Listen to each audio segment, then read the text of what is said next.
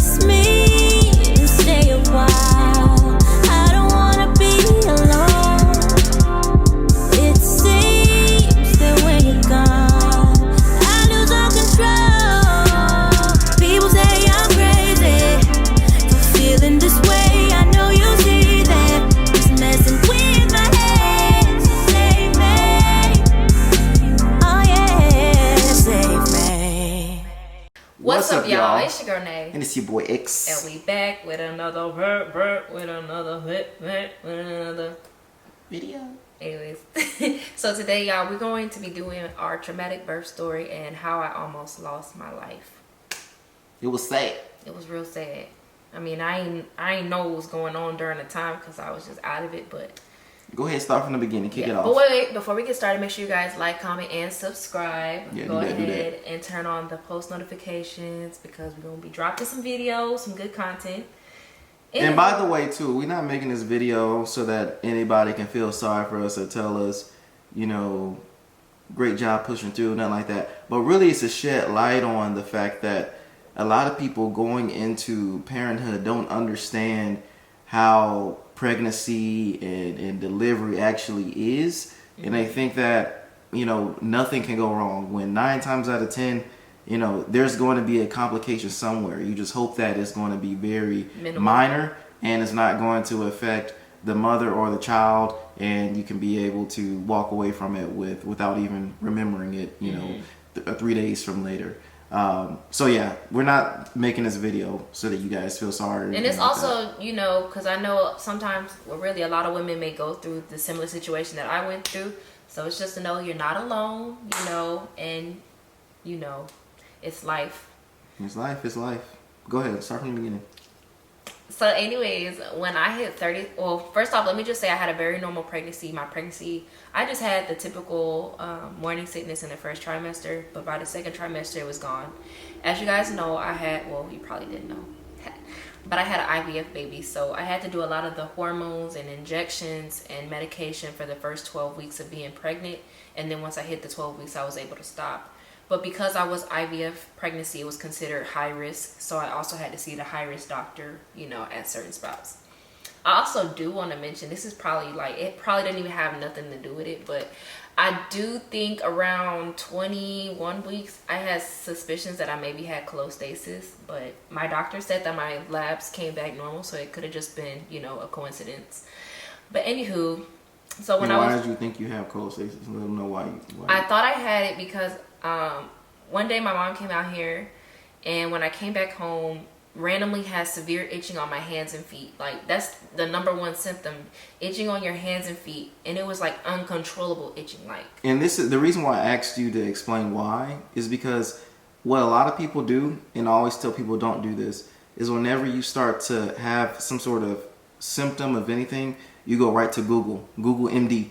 And that can be the worst thing, because Google is always going to tell you the worst case in most cases for the symptom that you're having. And usually it's cancer. It's like, okay, it's you know, my left nut itches. Oh, it's cancer. You know, like, oh, it's... But, okay, so my doctor said my labs came back normal, but it was one thing that was abnormal. What was that? Was it the protein in the urine? Or I forget what it was, but I think it has something to do with you being anemic or your blood iron, something like that. Well, yeah. So it was nothing to be concerned about. So anywho, 37 weeks, I get my first cervical check, and I see that I'm already dilated 2.5 centimeters. So I'm like, boom, you know, we in there like swimwear, which means it means something, but it also could mean nothing, because some people stay at 2.5 centimeters, and you know, you can be it never goes past that. Yeah.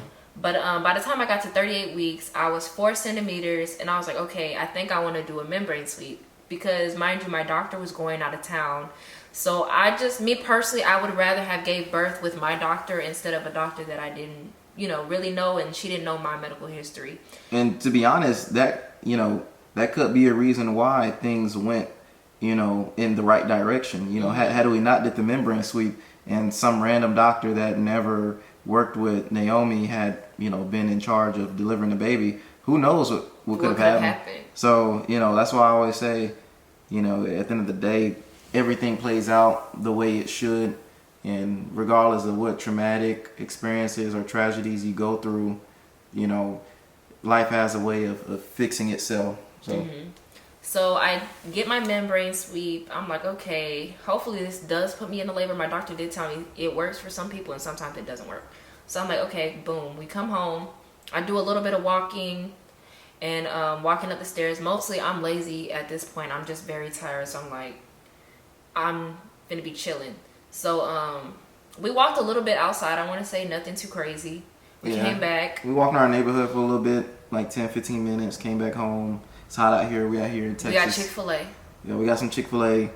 And yeah, I went to sleep. Not really hopeful that anything would happen. I really honestly didn't even think the membrane sweep did anything at all. At that time. At that time. Now, mind you, as time started to go on, I started losing some of my mucus plug? Yeah, my mucus plug. But it wasn't any like blood in it. So I'm like, okay, it's probably still nothing. Mm-hmm. So as time goes, I start seeing the blood, but I'm like, okay. And mind you, this is all within the same like 24-hour span. Yeah. So she had the membrane sweep. That same day, she gets to Chick-fil-A. We're walking around the neighborhood. This is all the same day. So after you do all that, we go to sleep, right? Well, you know, it's time to go to sleep. Shower, go to sleep. And then we wake up, and then that's when you start having the back labor, right? So I woke up at 3 a.m. or 4 a.m. and I'm just sitting on his side of the bed telling him about how bad my back is hurting. It was my lower back, like, and it hurt even more to lay down. So I'm like, I don't know what to do. Like, I went upstairs to take a bath. That didn't help. So I'm like, okay, at this point, let's just go to the hospital. The worst they could do is just send us back home. So we go to the hospital. They put me in the triage and they're just monitoring my contractions, and she pretty much said that my contractions weren't consistent. I was having contractions, but they were not consistent, so they pretty much sent us back home. So we go back home. My mom calls me. She's like, you need to get up and walk. Like, you just laying around is not gonna, you know, make things progress. So we did that again. Yeah, so this time we walked 2.5 miles. Mm-hmm. And I also got some more Chick-fil-A. I don't know what it is with me and Chick-fil-A. They need to sponsor me at this point. But we get more Chick-fil-A. We're just chilling out. And then as the night progresses, it starts getting late. And I'm like, okay, she's probably not going to come. You know, so it's like, it is what it is. And mind you, remember I just told y'all I thought I had suspicions of having cholestasis. So I started having the itching again, like really bad on my hands and feet. So I'm like, okay, I'm going to just take a Benadryl. You know, it'll help me stop itching, and it'll also help me sleep because I was very uncomfortable at this point in my pregnancy. So at this point, it's like 7. Mm-hmm. And I just keep getting up to pee every 5 minutes. And I'm like, bruh, what is going on? So the last time, I'm like, okay, this is the last time I'm about to get up and go use the restroom. So I'm getting up to go to the restroom. I'm at the foot of the bed waddling, and my water breaks. Like, literally just pop. And I look at him, and I'm like, did I just pee on myself, or was that my water break? So I went to the bathroom, and the liquid just kept running. So then I put a pad on, and I'm like, all right, maybe I guess it's time to go to the doctor. And this obviously was my first baby. I didn't really know what to do. I didn't know if I was supposed to go in immediately or if I was supposed to just labor at home, like very much clueless. And I was like, okay, well, they told me when my water break to just come up here. Mm-hmm. And I'm so we go ahead, we drive up there, you know, cruising, ain't nothing too serious. He was driving slow. He was cruising, you know what I'm saying? Just, you know, enjoying the scenery. And we get enjoying the last few moments of not being parents. We get to the doctor, right? We get there to the emergency room because, you know, that's where you have to go in through. Then they took about 30-40 minutes to get her into her room. I went and I grabbed our bags and everything. Of course, we had all of our bags already prepared because we knew that things could be happening. She did want to check to make sure it was amniotic fluid and not just pee before, you know, they give you the room, obviously, because she just looked on it and I was like, oh yeah, like, oh yeah. Yeah, they didn't even have to do the test. So, you know, got you in there, and at that point, it was like, it was full blown labor. And she gave me some type of medication, and it felt like I had drank a margarita. Like, it helped me, like, chill out a little bit because my contractions were starting to get bad. Mm-hmm. And then initially I said I wasn't going to do epidural, but I'm like, honestly, at this point, like... So the lady came in, she's like, do you want the epidural? And she was like, no, I'm going to try to do it natural. So I said, I'm going to see where it goes. That's what I said. Okay. Yeah. So, you know, 2 hours later, you know, Nae screamed for the epidural, and lady's like, oh, okay, you know, we'll make sure that the, you know, anesthesiologist or whoever does epidurals, you know, puts you on a list to come over. Now she's already been skipped by everybody because she said I said I didn't want it. So it took how long to get your epidural? 2 hours. Well, for one, he had an emergency C-section, so I had to wait because of that. And then eventually when he did come to do the epidural, he kind of was irritating me because it seemed like you weren't in the room, but it seemed like he was being like irritated with me. You know what I mean? Because he was like, you need to be still. Obviously, I know I need to be still, but I'm in pain. You know what I mean? But he ain't trying to kill you. So like, I know, at the but same time, no, it's like, wait. So mind you, he stuck me with the epidural, the needle once, and then he didn't like the placement, so he pulled it out, and he had to stick me again. So I got stuck twice in my back. And but then, I mean, I understand. Like, to him though, like I think he's not trying to be rude or anything, but at the same time, the severity of what could happen if you don't be still. Like, I if I were in his position, I wouldn't be like, all right, now let's be still. it's not even like, that, but it's just like if you deal with these people on a regular type of basis, you could be a little bit more, I mean, you could be empathetic, whatever, but at the end of the day, like, just me personally, I'd rather that doctor be like, all right, now you absolutely need to be still, or this could, because I'm just saying, like, I don't. If things go wrong, like, I want it to be my fault, not your fault. You know what I mean? Well, I want it to be your fault, not my fault. Yeah. You know what I'm saying? Because I can sue you, but at the end of the day, like, as long as he lets you know that don't move because he doesn't want to damage you, that's the. So once I got the epidural, it started working, but it became a certain point where it wasn't working on half of my body. I think it was my left side it wasn't working on. And they were like, it works by gravity. You got to turn to the side that you needed to be on. And I had turned to the side I needed it to be on, and it still was not working. So he had to come back and readjust it. But after that, everything was pretty cool. So at this point, this is like, 11 p.m. midnight. So everything started at around 7. At this point, she just got the epidural. It's 11 p.m. and I'm on a couch right there. So now she can finally get some rest. I'm on a couch, not really sleeping, but just kind of resting. Yeah, just kind of resting, but not getting any rest. So things kick back up again the next day around like 6:30 a.m. That's when I was fully dilated 10 centimeters. And that's when, they started doing the exercises, preparing for the delivery. And that's also when the nurses started to kind of structure themselves and schedule themselves to be there when the actual pushing started. And then there was one specific nurse that had checked me in initially, and she was so sweet. Like, I don't even remember her name, but she was super sweet. She literally was supposed to clock out when I was supposed to have her, and she was like, no, I'm just gonna stay because I want to see the beautiful baby. And she was nice. She was next to me the whole time, and like, I just really appreciate her for that.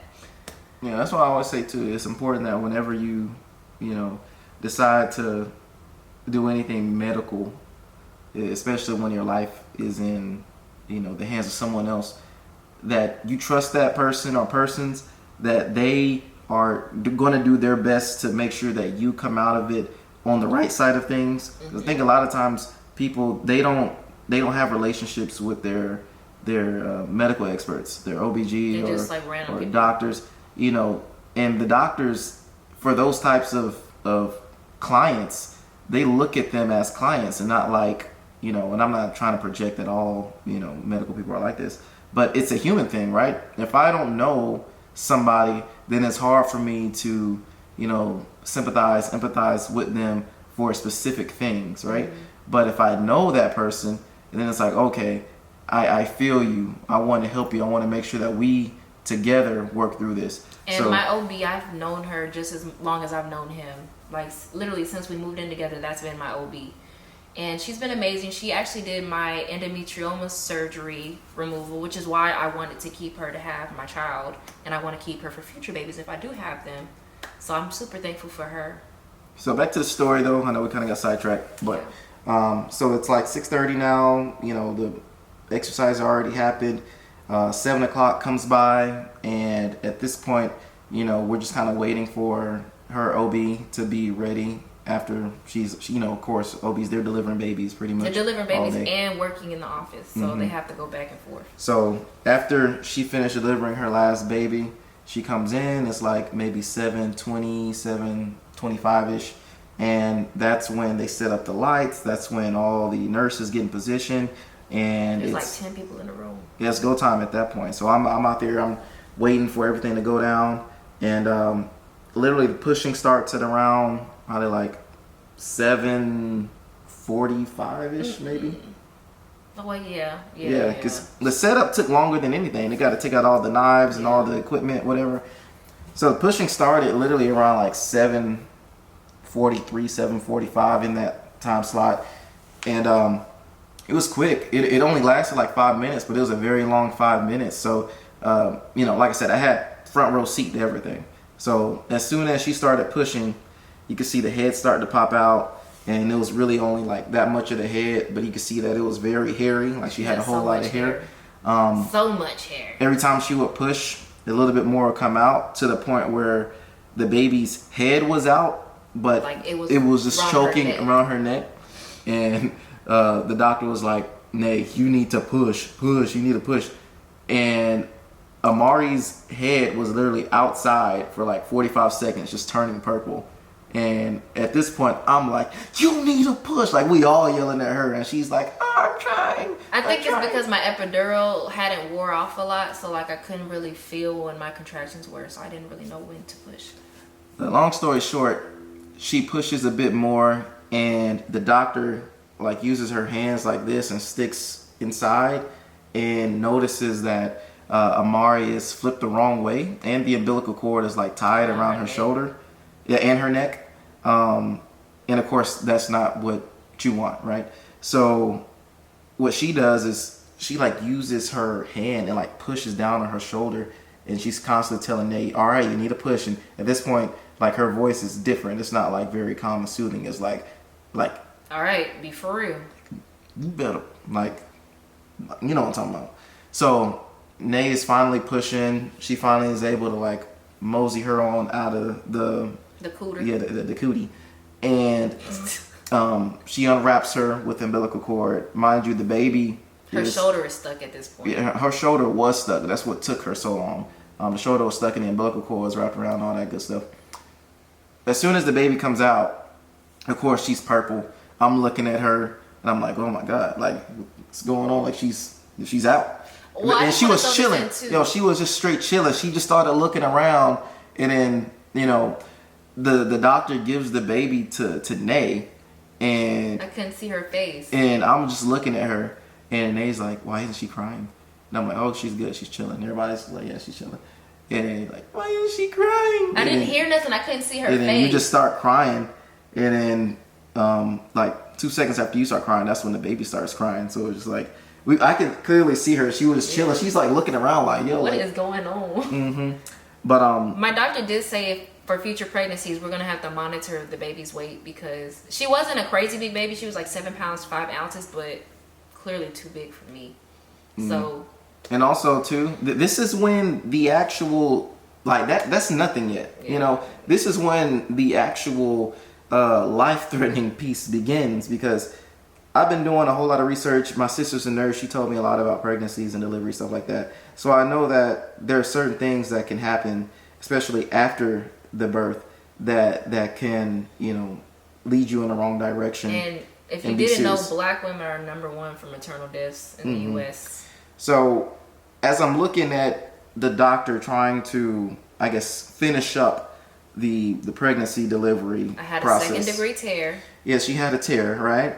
And of course, at the time, we didn't know what type of tear, but I knew that there was a tear because the blood that was coming out, it was obvious that it wasn't coming like from the vagina. Like it was obvious that this was like something else. And the doctor was trying to find where the tear was. So she sewed up the tear that we're talking about, which is whenever the baby comes out, they tear your vagina to the button, right? That can happen. I didn't have that one. I know you didn't have that one, but it was close. So that's the tear that she sewed up quickly. But she continued to bleed like a fire hydrant, like literally, like if you can think of somebody throwing up without having to take a breath to stop and throw up more, it was literally just that, but blood coming out. And I'm like, all right, come on, what we doing here? So about a minute goes by, she's still bleeding, and this is when the doctor starts to, I could tell she's like, her whole mood. Yeah, her whole like, and I'm like, I can tell something's wrong, but I don't want to interfere with them. I don't want to slow them down, because I know how hard it is to operate under pressure, and then to have somebody over your shoulder like just hovering you can make it even worse. So I'm trying to make sure that I maintain my composure so that they can maintain their composure. They start bringing in all these equipments, vacuums. More doctors. They stick Nae with some sort of antidote. Vitamin K to make the blood clot. Yeah, so they're full blown, like this is an emergency type They situation. literally called it on the intercom. Like, I don't know what code it is, but whatever code it was, they called it.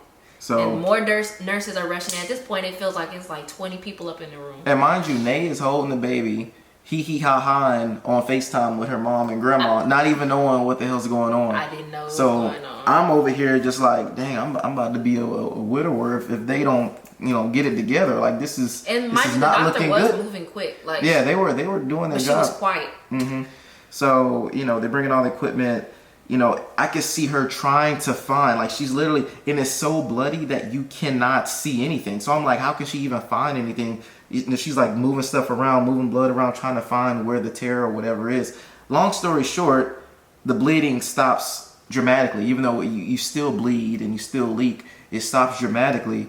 And we didn't know until 2 days later that she actually didn't find any other hemorrhage or anything, but the uterus did not contract back down after she came out. So it was just like free flowing blood because the uterus is still wide open. So, and I just want to say too, I know a lot of times people be like, this is why you should get a midwife, this is why you should have a doula.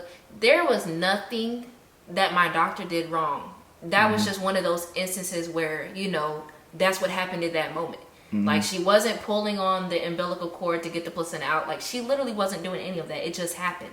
And that's why I always tell people too, stop trying to make it seem like different processes and procedures are superior to others just because that's a procedure that you're doing or that's a process you're going through. To me, that's totally wrong. Everybody has the best way for them. Like some people, it may be a birthing center. Some people, it may be with a midwife. It may be not with a midwife. It may be. Some people prefer C-sections. Yeah, my mom was one of those people who preferred C-sections every time. Some people prefer hospitals. Some people have prior health conditions that, it makes more sense to be in a hospital because they have the expertise there to be able to address the situation if something were to happen. So like, stop like shitting on people for making the decision that they feel is best for them. And mind you, we had an IVF baby, and I felt like that was already risky in its entirety. So I wanted to have a home birth. I've told him this numerous times before we even had our baby, but I felt like. And I kept saying too, we ain't got to be like all the holistic BS, whatever. We need to go what we know is going to work, right? And that we know is going to give us the best opportunity to be successful. And at the end of the day, if I went through it a particular way, if you went through it a particular way, in 2023, everything's bad for you, right? But the ways that we were brought up, we're completely fine. Yeah. We have no issues, right? Now, obviously, we're not saying that everything in the past is the perfect way, but I think that sometimes we can be our own detriments. We could be our own issues to us being successful because we're so worried about, how we project our, the way we live life to everyone else. Oh, we got to do it this way. And I feel like everybody has their own life. What works for you may not work for somebody else. And after this situation, I feel like I would never have a baby outside of a hospital. I mean, it doesn't make sense for you. It doesn't make sense to because you need to be close to, the right equipment, the right people who can address that type of emergency. So, but anyways, back to the story. So at this point, the doctor was it a container below me? Yeah, it was a container. About 2.5 liters of blood had been lost. And human body has how much blood, babe? A human body, a normal human body has 5 liters of blood about. So she lost nearly half of what the average human body has in less than a span of like 5-7 minutes. So just think about that. If you lost half of your blood right now, how would you feel? But it was really weird. Like, I never felt lightheaded. I never passed out. I maybe felt very nauseous. And I will say, like, looking back, like shit wasn't blurry, but it was just like, oh my God, like, it's a lot of shit going on right now. Excuse my language. But yeah, I mean, at the end of the day, we are very thankful that, the uterus decided to contract back because that was the only thing that could have saved me. Yeah, that could have happened to give us the life that we have today. And after that, I ended up having to get 2 liters of blood because I lost. Oh yeah, she had to have a and mind you, I'm blood already transfusion. anemic. Yeah, she had to have a blood transfusion, and had to spend an extra day and a half in the hospital. Mari had jaundice and everything else. So oh my God, it was just like everything. Mari couldn't even pass her hearing test until the She last failed it day. in the left ear. It was like, come on, there's so many things were, not going right, but things ended up working out. And I think as long as you continue to be optimistic throughout the process, but prepare yourself because anything can happen. I don't think people really talk about these type of things as much, and people don't really understand that giving birth is very serious and it can be very, very life-threatening depending on the person. I feel like no matter what plan you have for your birth, always stick to your plan, but know that, at any moment something could go wrong. So just prepare yourself for that. Because I think sometimes it'll bother someone more, if they plan, for example, to have the baby at a birthing center, but, like a situation like mine happened, and it's like, now that's going to bother you more. I'm just very lucky that, I will say the situation does bother me sometimes, but then it's like other times I'm very grateful to still be here and, be able to raise my daughter with my husband. So, and at the end of the day, everyone is going to go through something in life. And I think it's important that you don't let that cloud your path forward and make you fearful. I think it's just something that, we are not inevitable as people. We all, have the ability to hurt. Mm-hmm. We have the ability to pass on.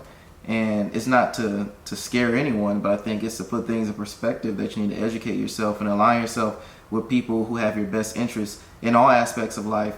And it'll put you in the best possible position to avoid tragedies that could be avoided. I feel like growing up, I've always felt like nothing could happen to me. So that was kind of like my life or death situation.